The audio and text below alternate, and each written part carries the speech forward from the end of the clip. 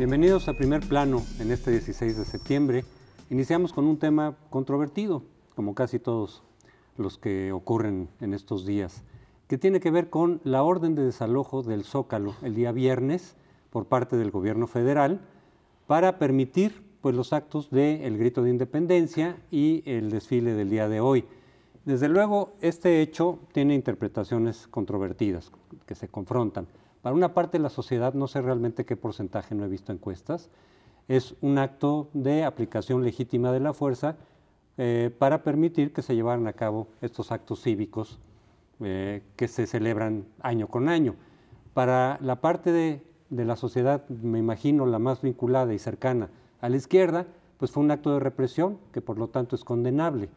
Bueno, nos hemos estado debatiendo al respecto en todas estas movilizaciones de la CENTE y los plantones y la afectación a derechos de terceros, el bloqueo al tránsito, el cerco del aeropuerto en 2 ocasiones, que hay este debate, es decir, ¿es aplicación de la fuerza pública el hecho de proteger, digamos, a derechos de terceros o es un acto de represión y por lo tanto condenable? Yo creo que este debate refleja esa falta que tenemos de tener claramente delimitados qué es una cosa y qué es la otra, ¿no? De pronto se identifica con represión cualquier presencia de agentes gubernamentales, casi en cualquier condición, aun si no se violan los derechos humanos, aun si los que están manifestando están violando la ley y afectando derechos o intereses de terceros. De todas maneras, yo oigo que se sigue considerando eso como represión. Aquí hay algunas preguntas nada más para dejar. Cuando ocurre el desalojo, en realidad quedaba muy poca gente adentro del Zócalo, no estaba el grueso del contingente de los maestros, eso es lo que se vio por lo menos en los medios. Y pues en realidad fue como empujando, después hubo algunos detenidos ya en las calles aledañas, pero la pregunta es, ¿habían pactado o no habían pactado? Porque se había negociado eso, se había dicho, desalojen el Zócalo para estos 2 días, les dijeron podían acampar en algunas zonas ahí cercanas, en algunas plazas, y a partir del martes o miércoles pueden ustedes regresar a ocupar el Zócalo, como de todas maneras va a ocurrir. La gente ya dijo, regresaremos, me parece que el miércoles, a ocupar el Zócalo. Y la otra pregunta es, ¿qué hubiera pasado si el gobierno dice, ok, pues entonces no los toquen, no llegamos a un acuerdo, ellos no se quieren salir del Zócalo? Se hubiera suspendido tanto el grito, que se hablaba de que Peña Nieto iría entonces a Dolores Hidalgo a dar el grito, como a salto de mata, digamos, ¿no? Que muchos lo interpretaban así, pero también suspender, por ejemplo, el desfile de hoy. ¿Eso es lo que hubiera procedido? Pues son preguntas sin respuestas, por supuesto, ya sabemos lo que pasó. Y comparando lo que sucedió en este conflicto, no solo en el desalojo, sino aprovechando esta pausa del desalojo y el intento de regresar que harán al Zócalo martes o miércoles, quisiera comparar algunas ausencias de este movimiento o de este conflicto frente a otros. Si uno piensa en el de 1968 o el más reciente de la Universidad Autónoma de la Ciudad de México, en el cual hubo posiciones muy encontradas, lo que se nota que no ha pasado es la presencia de mediadores extraoficiales. Es decir, no ha habido un grupo de intelectuales o de líderes de derechos humanos que hacen un esfuerzo por mediar entre las partes. Ha sido un conflicto que se ha dado entre el gobierno federal y la coordinadora con sus aliados. Es decir, no ha habido mediación alguna y ni la coordinadora se le ven muchas ganas de tomar en cuenta lo que dice el gobierno, porque su exigencia es de derogar las reformas constitucionales, ni al gobierno se le ha visto gran intención de tomar en cuenta los puntos de vista de los maestros, y el caso más claro son los foros que se hicieron para ser ignorados. Esa sería la primera ausencia que me parece muy significativa y altamente preocupante. Es como si la sociedad dijera, pues hay ustedes, es una pelea entre ustedes, no queremos involucrarnos, o tal vez no están dadas las condiciones para involucrarse porque ninguna de las partes quiere hacerlo. La segunda ausencia, que esa sí es muy preocupante es la del gobierno del Distrito Federal.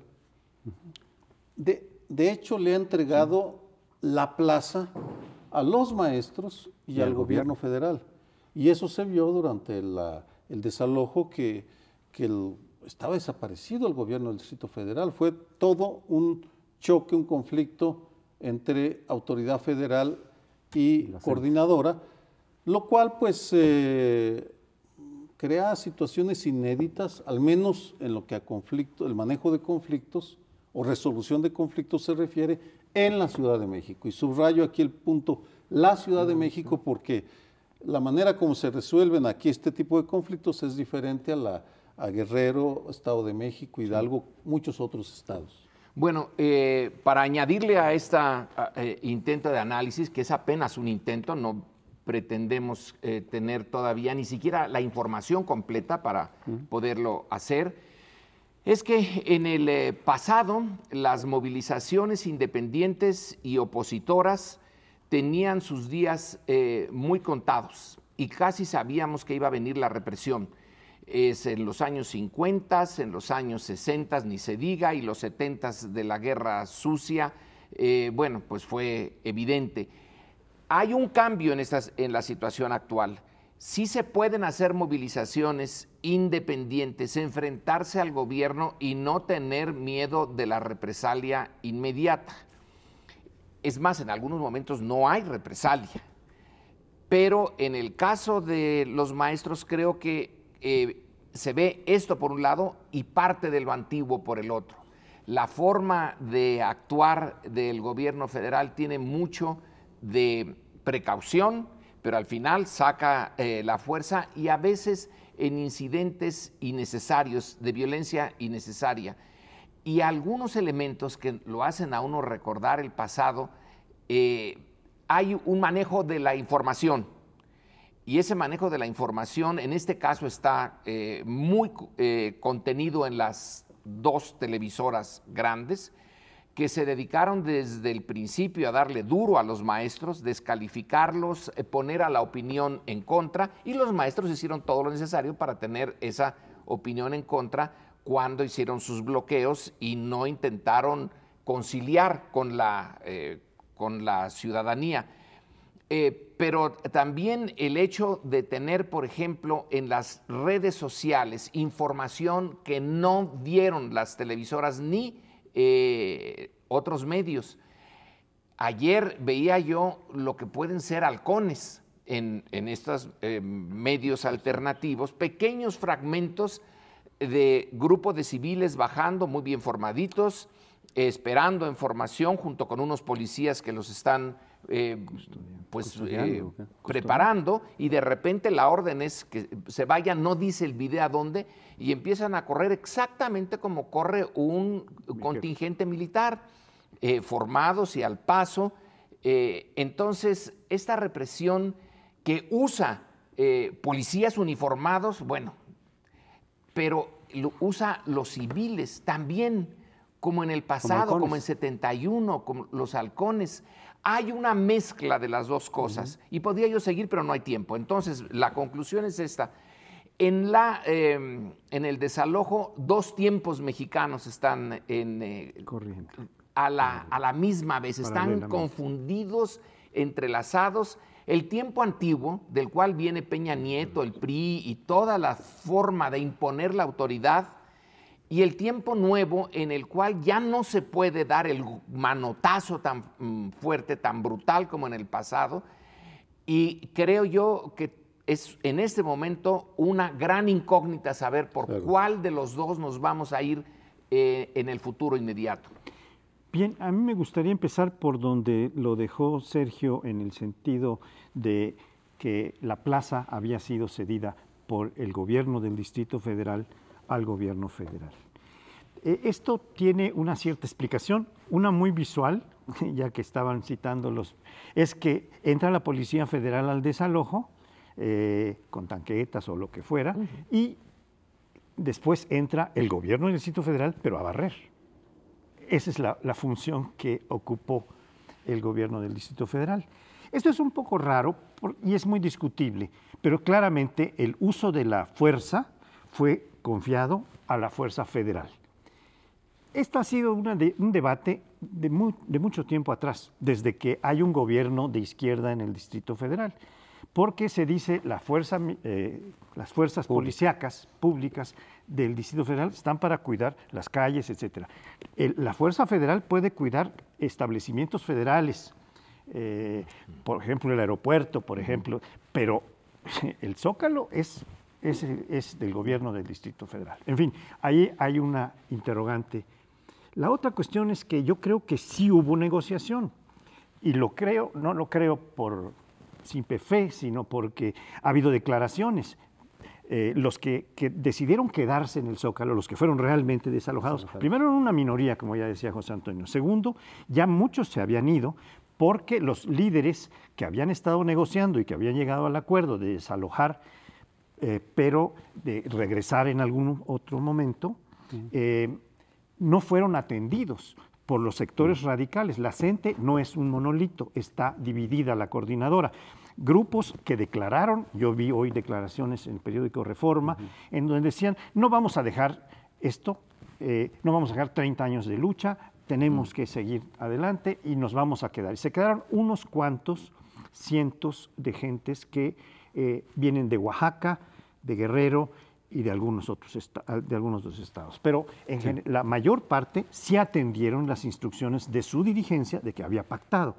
Entonces, bueno, esto es algo. Y también hay declaraciones en el sentido de que a partir de un cierto momento, no sé si será martes o miércoles, como ya decían ustedes, la CENTE va a volver a tomar toda la Ciudad de México. Eso es lo que estuvieron diciendo algunos dirigentes, algunos voceros, no sabemos. Entonces, el asunto no está totalmente claro, como ya decía Lorenzo, porque no tenemos todos los elementos, pero con los que tenemos hasta ahora podemos decir que no es un monolito la CENTE, que había negociación y ahora vamos a ver en los términos que se respeta esa negociación o no.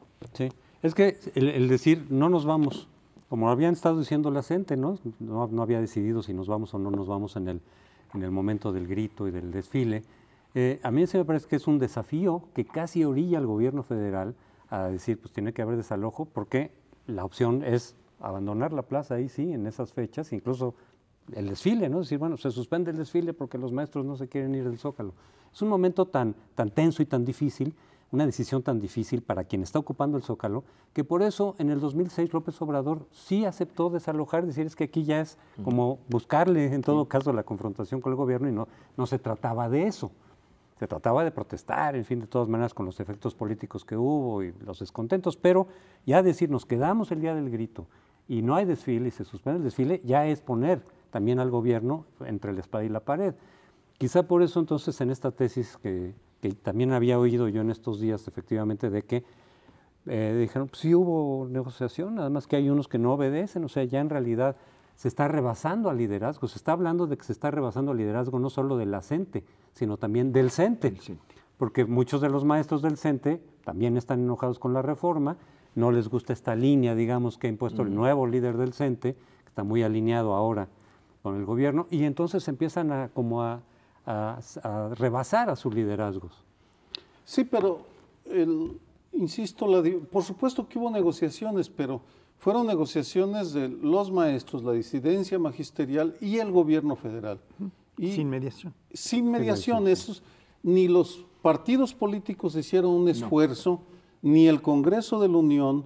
En fin, hubo declaraciones, pues todo mundo declaró, pero a diferencia de otras ocasiones, aquí hay ese choque descarnado de dos fuerzas, la CENTE muy poderosa en movilización social, bien entrenada, el gobierno federal muy decidida a imponer, a coquetear con el pasado, estoy de acuerdo contigo. Pero se nos terminó el tiempo, vamos a seguir platicando de esto en el siguiente segmento.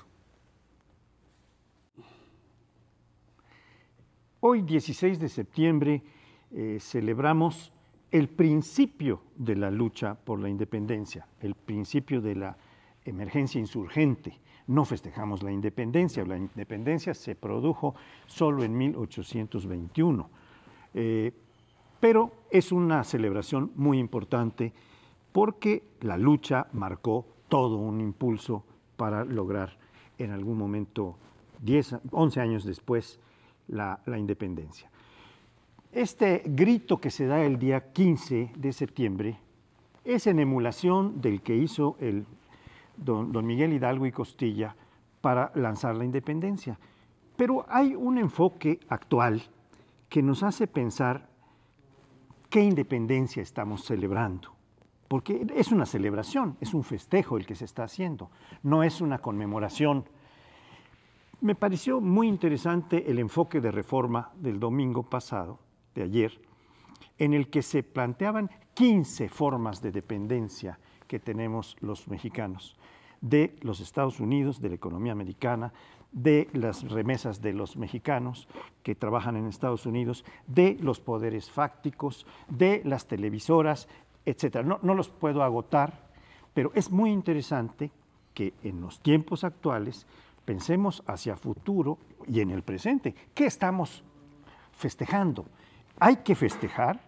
¿No estaríamos más bien pensando en una temática que, lejos de ser festiva, es deprimente, tiene al país en la pobreza, en la violencia, en el desorden, en la violación sistemática de derechos humanos de todo tipo? Y esto es lo que dejo para ustedes. Te pones realmente en una tesitura que si seguimos tus lineamientos terminaríamos por llorar. Porque en efecto, inmediatamente después del momento de levantamiento de Hidalgo, en donde tiene éxito, es un éxito extraordinario, rápidamente se mueve de ahí de Dolores, popular. En el Bajío hay un levantamiento popular, pero es detenido aquí cerca de la Ciudad de México, y entonces viene el reflujo en la batalla del Cerro de las Cruces, y se va a prolongar por mucho tiempo, lo que se pensó que podía ser muy rápido.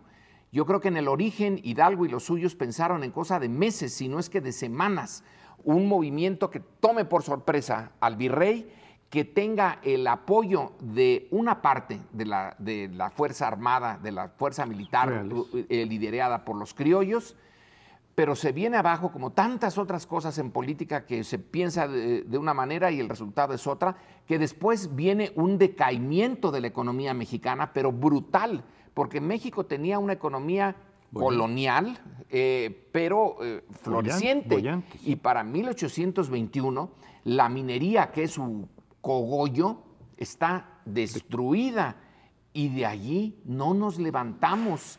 En los 1830, 40, 50, invasiones, guerras civiles, etcétera, hasta 1880, yo creo que es cuando más o menos vuelve otra vez a levantar cabeza. Quiere decir que son 70 años perdidos en nuestro desarrollo material. Rara vez nos ponemos a pensar en eso. Seguimos, y yo estoy de acuerdo, hay que celebrar que se hizo un Estado nacional. Pero qué barbaridad, ¿a qué costo fue esa construcción? Es un costo enorme que no hemos asimilado.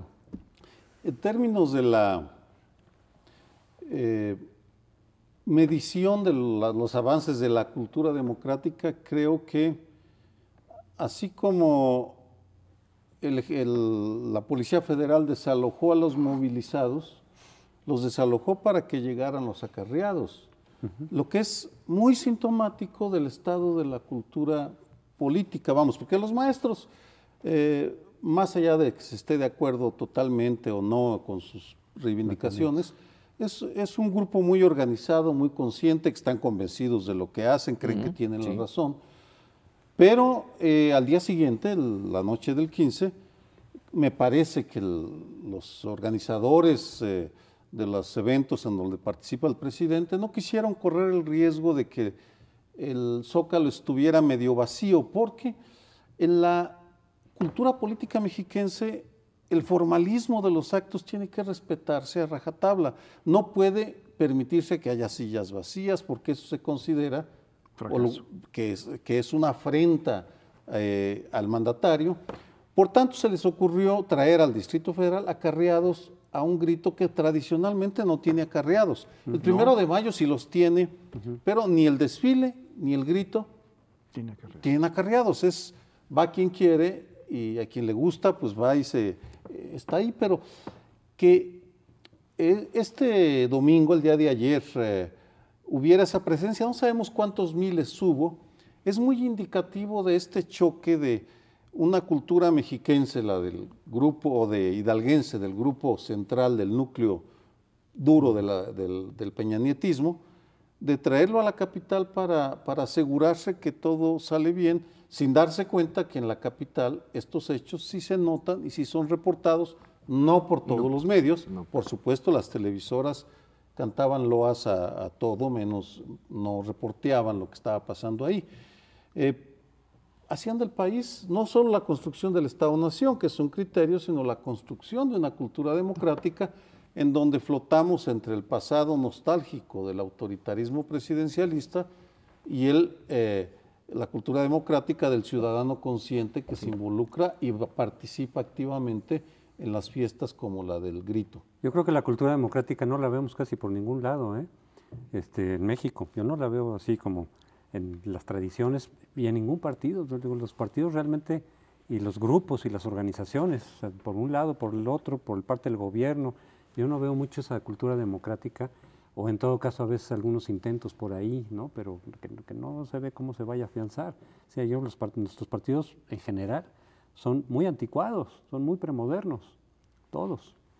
Entonces, ¿de dónde va a salir esa cultura democrática? Pues está difícil. En el caso del Zócalo y de los acarreos, que efectivamente no es una tradición priista, en donde era al pueblo, ¿no? Y entonces la gente festeja y demás. Uno de los escenarios era que hubiera el vacío del que hablas. El otro escenario, que a lo mejor es el que les llevó a tomar esa decisión, es qué tal si, por ejemplo, en este ambiente de tensión, los maestros o grupos afines, grupos van como ciudadanos y empiezan ahí pues a gritar, a aventar cosas, qué sé yo, ¿no? Entonces se hizo un operativo de seguridad también para la gente que entrara y se trató en todo caso de decir mejor vamos a llenarlo en buena parte o combinarlo con ciudadanos para que no vaya a ocurrir el que en un ambiente de tensión. Yo tengo una duda, por ejemplo, en septiembre de 68, semanas antes de que viniera ya la represión, pero en medio del movimiento estudiantil, ¿no? Y de las tensiones, ¿cómo habrá sido el grito? ¿No habrán tomado medidas de seguridad o fue totalmente normal? Totalmente normal. Sí, yo recuerdo que salió Díaz Ordaz y hizo su grito normalmente sin ninguna... No hubo nada de preparativos, no. Acarreos. No creo. A mí me gustaría destacar que esta imagen que en alguna forma presentaba Lorenzo de dos tiempos en los que vivimos o de dos Méxicos en los que hay una lógica de un cierto tipo más autoritaria y otra más tolerante o democrática, digamos.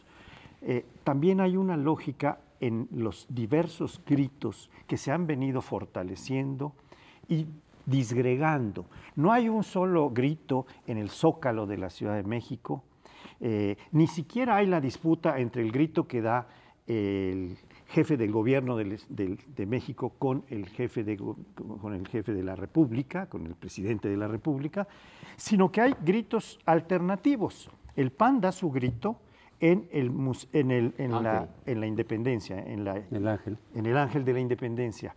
Los maestros dieron su grito, los de la CENTE fundamentalmente, en el Monumento a la Revolución. Y hubo otros varios gritos que se van dando, pues en diversos ámbitos, lo cual nos habla de que no son dos, son varios Méxicos los que estamos viviendo, confrontados, pero que por lo pronto están tomando sus propios bastiones y quitándole lucimiento, porque se dice que al grito de la independencia en el Zócalo asistieron muy poca gente en relación con las asistencias de años anteriores. Sí. Hablan de 6,000 y pico o 7,000, tal vez un poco más, pero había una lluvia muy pertinaz que corre a la gente, a cualquier tipo de gente. Sí, yo veía en la televisión cuando estaba el presidente. Pero, perdón, Francisco, se quedan con José, la lluvia. Yo sí he ido a gritos y llueve y se queda uno en parte. Ese era el chiste, quedar hecho una sopa ahí en el grito. Sí. Fíjense que otra cosa simbólica de esto, parece ser que se repite lo de la Ibero. En la Ibero, Peña Nieto como candidato fue y llenó el auditorio, intentó llenar las primeras filas del auditorio con acarreados para que los estudiantes de la Ibero, los de a de veras, no estuvieran en las primeras filas y supongo yo tuviera de entrada una recepción amable. Luego viene la pregunta sobre Atenco y se le sale lo del Estado de México y les resultó mal. Hoy hay algo de eso en el grito. Vuelve a ser, nada más que no es la Ibero, es el Zócalo. Lo llena con los suyos, pero en los medios alternativos de información van saliendo, por ejemplo, las fotografías de los camiones que están ya puestos en hilerita con los acarreados. Ni siquiera tuvieron la precaución o no pudieron de moverlos a otro lado, sino que hicieron evidente que estaban acarreados. Entonces, este choque con Peña Nieto parece ser constante, ¿eh? Lo que sucede es, si uno observa a Peña Nieto como candidato y como presidente, él está decidido a restaurar la solemnidad, la pompa, la ceremonia del presidente de la República.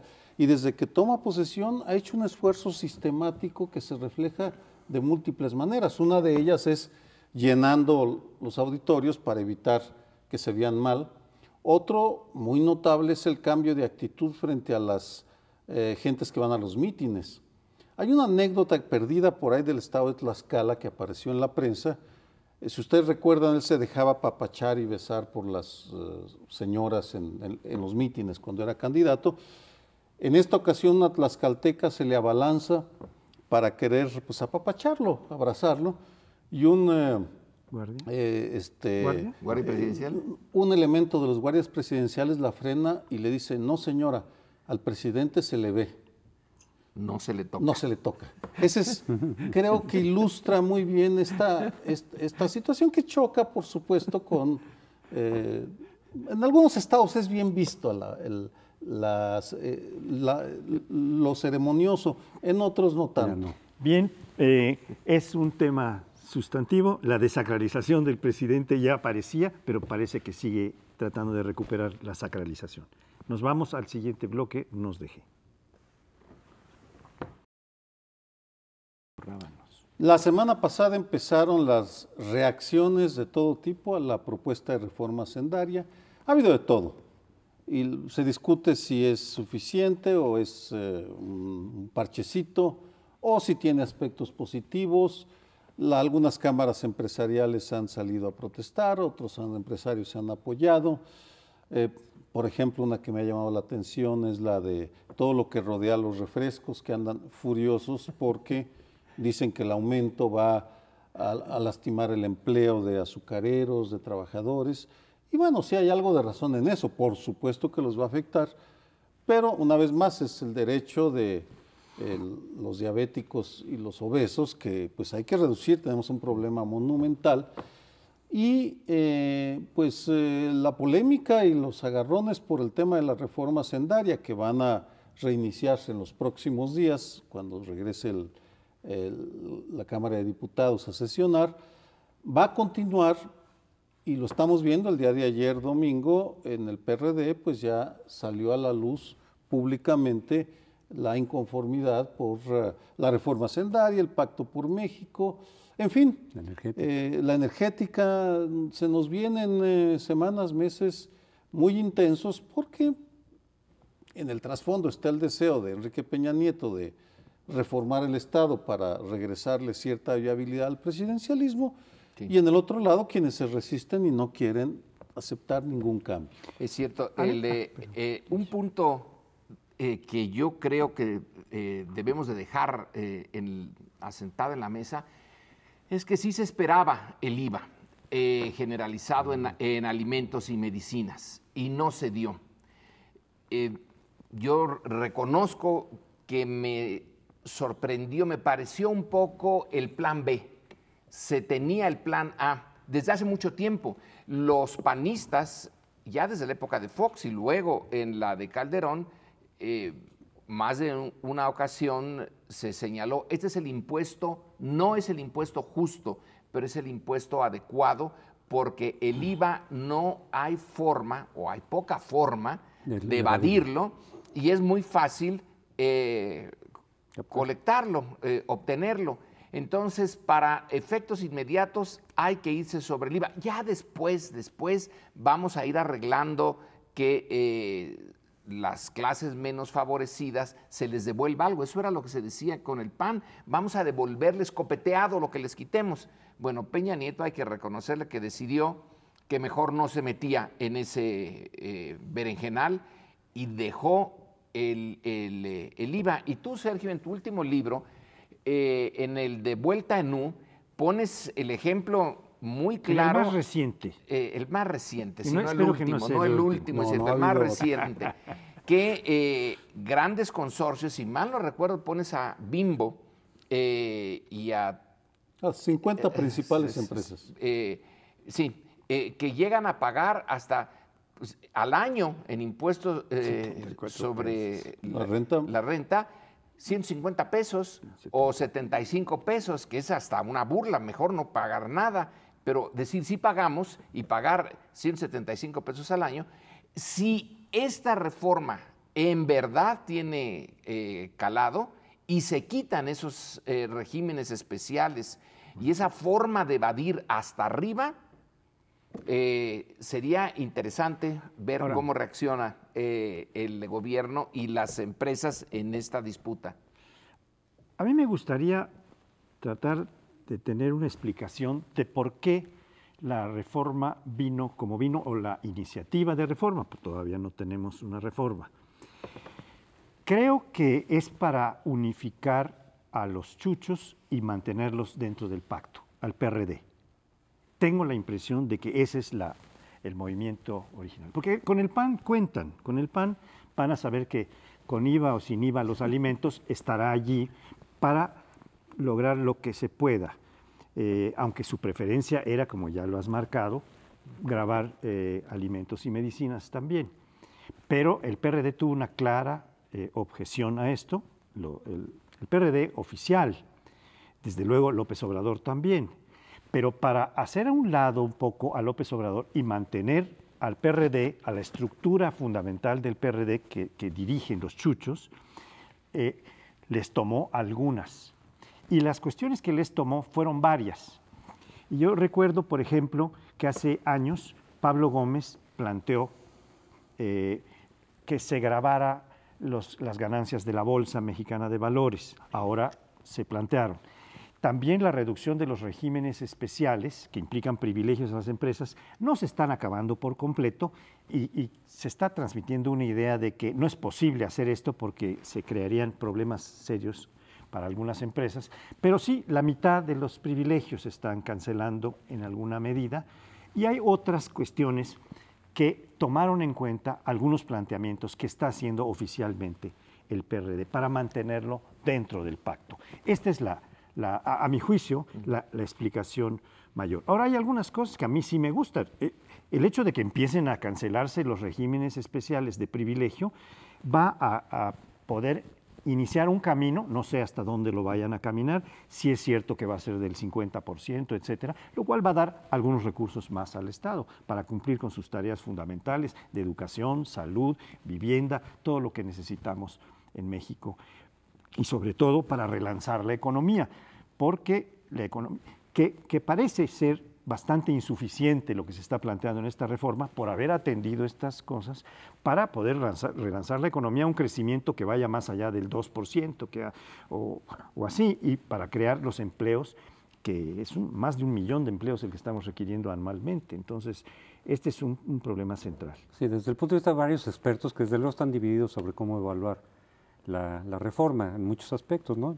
Es un debate muy, muy álgido, pero muchos expertos dicen es una reforma pequeña en realidad, es decir, sí tiene algunos temas importantes, pero en términos de capacidad recaudatoria es pequeña para lo que se estaba planteando, lo que el propio Peña Nieto planteó desde que era candidato y cuando en el primer informe, en el mensaje, decir necesitamos medidas audaces para en 120 días realmente cambiar la fisonomía de la economía mexicana, etcétera, etcétera, crecer, empleo, pues esta se queda muy corta. Entonces, dicen estos expertos, creo que con razón, no hay una racionalidad económica, y menos la que ellos mismos habían planteado, pero sí hay una racionalidad política. Básicamente eso es lo que explica el que haya salido esta iniciativa en estos términos.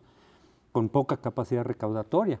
Porque una cosa es lo que vayas a recaudar, que algunos dicen no va a pasar del 1%, un poquito más del 1%, y si acaso el hecho de abandonar el déficit cero, ¿no?, es lo que permitirá que se reanime la economía, pero ya con endeudamiento. Le pusieron de tope 1.5, dicen, pero esos ya no son los recursos sanos, ya no es producto de la recaudación. Entonces se queda corta la reforma para lo que se había planteado y para lo que en realidad desde hace mucho tiempo estamos diciendo, tenemos una recaudación muy baja en comparación con otros países y esto se queda corto. Algunos dicen, ya estaremos muy pronto en algunos años, no sé si dentro de este sexenio o en 2018 o 2019, o con otra reforma, ¿no?, con otras características, esta no va a durar gran cosa. Entonces, una racionalidad política que dices tú, para unir a los chuchos, digo, más bien para dividir a la izquierda. Es para unir a los chuchos al pacto. Para que no hubiera este frente de izquierda, que estaba siendo muy compacto, muy fuerte, muy intenso, si le pones dos reformas contra las cuales va a estar, si le pones dos de las cosas que la izquierda no puede aceptar, el cambio constitucional en materia energética y el IVA a medicinas y alimentos. Entonces sí tienes ahí una confrontación, por eso muchos dicen, pues ganó la calle, por lo menos en la reforma hacendaria, porque entonces sí ya aflojas un poco la intensidad de la movilización de protesta y los divides, y lo que vimos ayer en el PRD es reflejo ya de esta división, en donde pues empiezan a decirse traidores unos a otros, intransigentes, porque aunque haya sido la reforma que básicamente había propuesto la izquierda, no todo el mundo la va a aceptar. Desde luego los obradoristas de todas maneras no van a aceptar la reforma hacendaria y al contrario dicen, ustedes siguen de traidores ahí con el gobierno y que se acabe el pacto. Entonces, si ese era el propósito, ya se logró para facilitar, es algo que falta por ver, la aprobación de la reforma energética, para que no haya una oposición tan firme y tan intensa a la reforma energética. Me parece que podríamos aceptar que la iniciativa de reforma hacendaria le regresó protagonismo a Enrique Peña Nieto. Y en ese sentido, tal vez dure unas semanas, unos meses y luego vuelva a caer, no lo sabemos, pero en ese sentido vuelve a ser necesario preguntarse quién es Peña Nieto, qué quiere. Y él da muy pocas entrevistas, es muy curioso. Sí habla, da discursos, pero no da entrevistas. Y una de las pocas en las que con quien dialogó, tuvo la libertad de hacerle preguntas difíciles, es la que dio a Carlos Puig en abril-mayo del 2012, apareció en Letras Libres, y en esa entrevista Enrique Peña Nieto se define a sí mismo como un pragmático sin ideologías, al que solo interesa la eficacia. Por tanto, pareciera estarse confirmando porque en las iniciativas que ha lanzado, llega hasta donde puede, pero luego da marcha atrás constantemente. En la reforma educativa dio marcha atrás en algunos aspectos, en otros se mantuvo. Las telecomunicaciones aún no sabemos cómo termine, pero también avanzó y dio marcha atrás. Con la hacendaria me parece que sí tiene sentido, al menos los chuchos presumen. Claro. Por nosotros no hubo IVA. Esa es su justificación para estar en el Pacto por México. No lo sabemos, pero ciertamente todas las otras reformas de una u otra manera están enganchadas con la hacendaria. Y lo que suceda en ese debate se va a contagiar hacia la reforma energética, la educativa, porque de ahí van a salir los fondos para aplicar las reformas que está intentando. Queda medio minuto, no sé si alguien quiere agregar algo. Quiere decir que si le sale a Peña Nieto, no puso el IVA como no quería la izquierda, no nomás los chuchos, sino Andrés Manuel fue el que estuvo más duro con el no IVA. Pero si no es suficiente, entonces le sale la racionalidad de la reforma energética, entregando rápidamente recursos a empresas que vengan y inviertan de momento, aunque el pago va a ser de largo plazo para México. Pues sí, pero eso ya corresponde al futuro. Por lo pronto ya veremos de qué cuero salen más correas. Por lo pronto nos vamos. Tenemos problemas en México para dar y regalar. El programa podría dar el doble y seguir teniendo los temas mexicanos.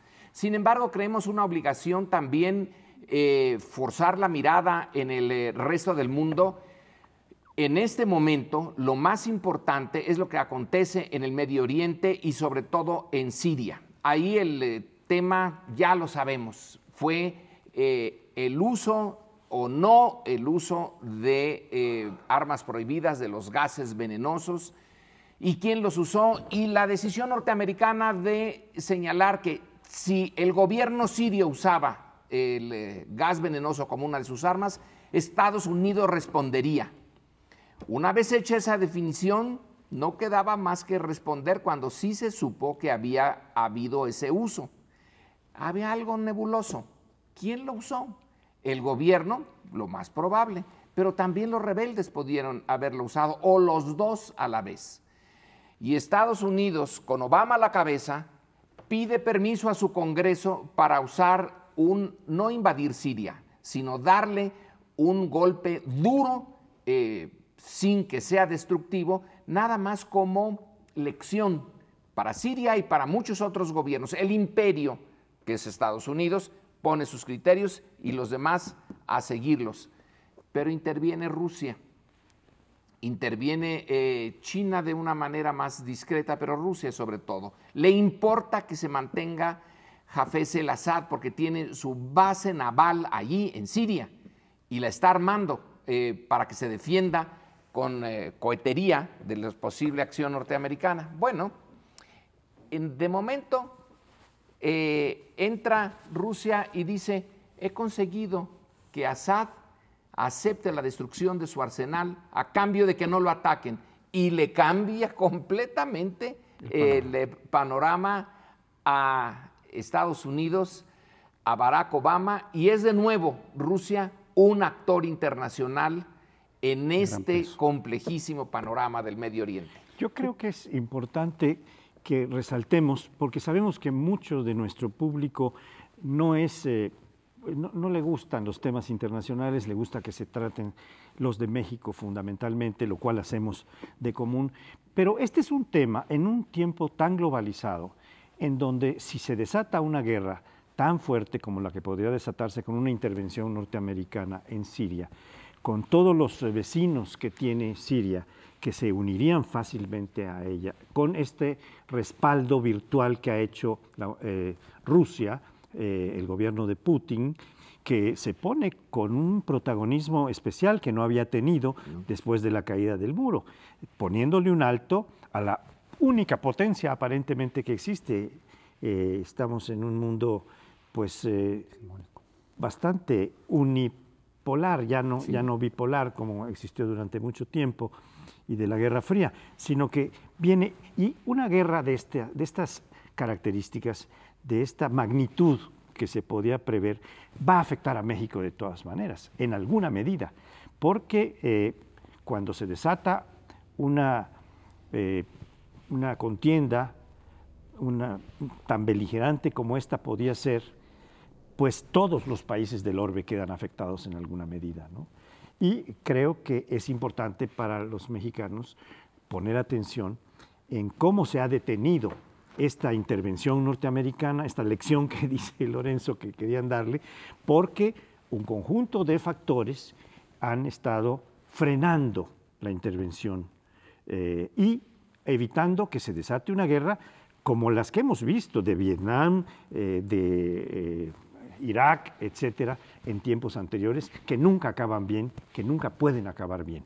Entonces, que no empiece es una buena noticia también para México. Pero creo que la lección estaría más bien en otro lado, y que nos puede servir mucho. No es solo Rusia, Lorenzo, quien se le ha parado a Estados Unidos, sino Bolivia, Venezuela, Brasil, China, para pensar no solo en las grandes potencias, sino en el países, Parlamento inglés que no aceptó. Porque lo que estamos viendo, y creo que es fundamental para la cultura mexicana en muchos sentidos, sobre todo en algunos sectores de la izquierda, todavía anclada en esa idea del imperialismo intervencionista unilateral, que por supuesto hubo durante la Guerra Fría, se metieron, derrocaron a Arbenz en Guatemala, entre la Bahía de Cochinos, muchas otras barbaridades, pero esa etapa ya está superada, porque cada vez más lo que vemos es a países que se levantan y dicen, hasta aquí llegamos. Y el caso último del Brasil, de Dilma Rousseff, que se le paran y le dicen, no vamos a tolerar que nos estén espiando. Y obtienen una satisfacción inmediata, más o menos, vamos a ver qué sucede. Lo menciono porque ojalá y pudiéramos algún día decir, ya llegaron los mexicanos. Cuando uno observa la reacción de México ante las majaderías que nos cometen, nos espían, dicen que van a levantar una muralla, en fin, se indignan y nos maltratan por la liberación de Caro Quintero, y luego uno observa la reacción, dice, pues no están aprendiendo la lección que está dando el mundo de que los poderes absolutos están terminados, son poderíos relativos. Y esto es relevante porque esta semana llega el vicepresidente de Estados Unidos con una delegación de alto nivel y bueno, uno quisiera ver una defensa más firme, más en el tema de las armas, por ejemplo, decir, bueno, pues si no frenan, si no hacen esto, vamos a proceder de esta manera, empezar a tomar represalias, así como lo hacen otros países, como lo hicieron los rusos, que le doblaron las manos a Estados Unidos. Sí. Pero una cosa es que ciertos países puedan no estar de acuerdo, digamos, con Estados Unidos en sus estrategias militares de intervención, y otra cosa es quién le cambia la jugada. En ese sentido, la intervención de Putin y de Rusia fue no nada más que no lo apoyan, pues hay muchos que no lo apoyan. El propio Congreso británico dijo, no vamos ahora contigo porque nos salió mal en la aventura de Irak.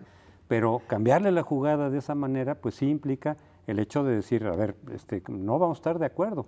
Hay que recordar que Siria es antiguo aliado desde la Unión Soviética, ¿no? Con la Unión Soviética, y eso no cambió ante la caída de la Unión Soviética. Es decir, es un viejo aliado muy importante para los rusos.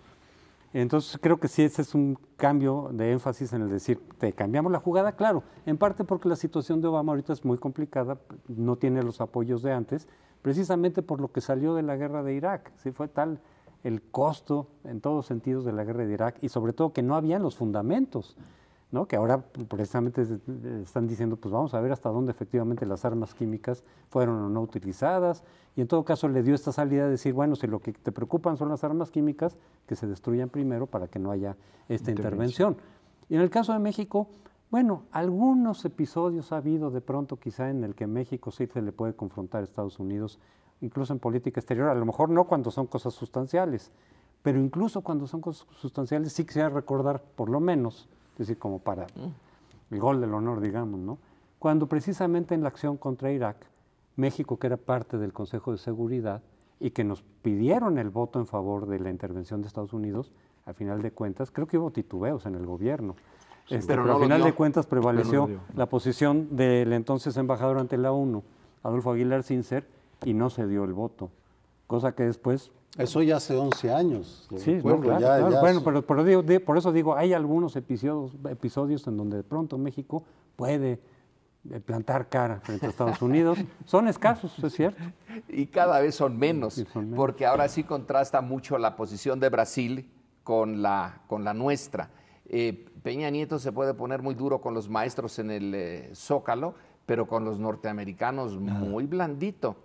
Creo, Sergio, que eres optimista cuando dices ya se acabó esa época de los imperios. Yo creo que no se ha acabado. No tendrán la capacidad, pero sí tienen la voluntad. Y es que esta fotografía de los últimos días, fue ayer, fue antier, ya no recuerdo, donde está el secretario de Estado Kerry y el ministro de Relaciones Exteriores ruso, los dos arreglando a Siria, es otra vez los imperios, uno más fuerte que el otro, pero están ellos dos y el tercero ahí ni aparece en la fotografía, y en la realidad Siria está detrás de los rusos sacando su cabecita a ver si no se la cortan, pero de que está el imperio como una de las características de nuestra época, a mí no me queda la menor duda. Tendrá distintas posibilidades, pero la voluntad imperial norteamericana está... ¿Podría agregar algo? Tal vez exista la voluntad, pero ya no existe la disciplina de la Guerra Fría. Eso sí. Porque durante la Guerra Fría había una disciplina férrea en los dos bandos.